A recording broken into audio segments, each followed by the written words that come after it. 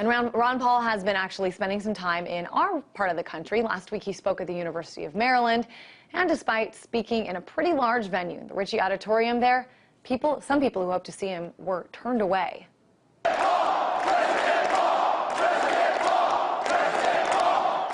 More than 1,700 people came and gave him what seemed to be a rock star treatment. If you look around the crowd, a lot of these people very young. Always interesting when a 76-year-old man can draw so much support from so many young people.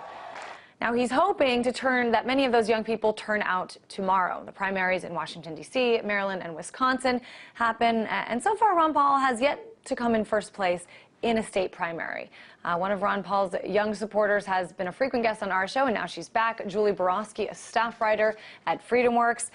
Hey there, Julie. Thanks for having me. Of course. Let's talk about one of the dilemmas that I see. I was at this rally at University of Maryland, and a lot of people I spoke to, they had so much passion. Some of them drove from 2 hours away just to see Ron Paul speak. But when I asked them if they planned on voting, they said, probably not. What's the deal here? I was actually at University of Maryland last week, and it was amazing. I was lucky enough to get in, one of those 2,000 people that got in. I think what you're seeing is that a lot of libertarians are a little bit skeptical about voting because they think there might be voter fraud, such as Maine that we saw. So they're just going to come out and listen to Ron Paul's words and get psyched, but they're not going to cast the ballots? I mean, I don't think that that's what Ron Paul wants. There are a lot of Ron Paul supporters that will vote. I will vote. The thing is that we haven't seen the delegate count yet, and that's what really matters. To win, you have to have the most delegates. At this point, I don't think Mitt Romney has the amount of delegates necessary to win the nomination, so Ron Paul could still win in a brokered convention.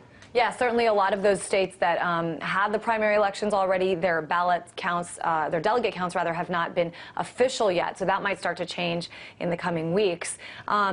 Now, this is interesting. Quite a few people, including Peter Thiel himself, have said this isn't just about the 2012 election. It's also about setting an agenda for the future, for 2016.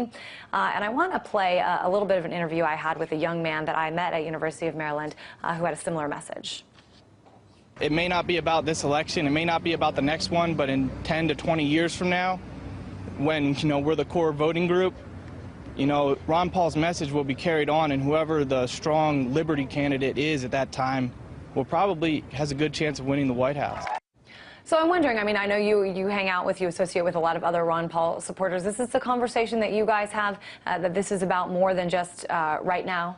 I definitely agree with him. This is more about an election. This is a movement. And I think you'll see 10 to 20 years from now, a lot of young people actually running for office. I know the organization Year for Youth is motivating people to run for office. We're educating ourselves in the Austrian School of Economics. Justin Amash is in the House. He's going to continue Ron Paul's legacy. Rand Paul could run for president in 2016. I think this is just the beginning. And certainly Ron Paul, as we mentioned, is very different from some of the other candidates he's running against. He's definitely not establishment. I want to play a little part of his message, and then we'll talk about it.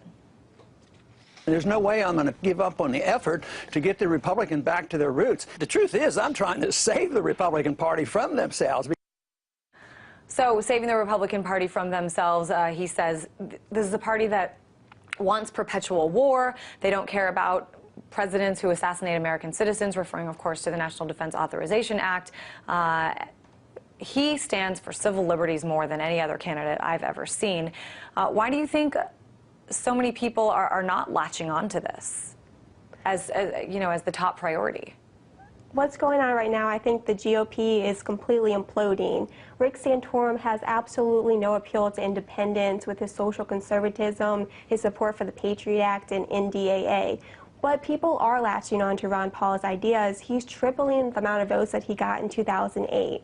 This revolution, it's not going to happen overnight. It's going to take many years, but we're on our way. Is there a plan in place to sort of make sure that this continues after, November of 2012? The plan is just to keep people motivated and involved, and a bunch of young people are running for office.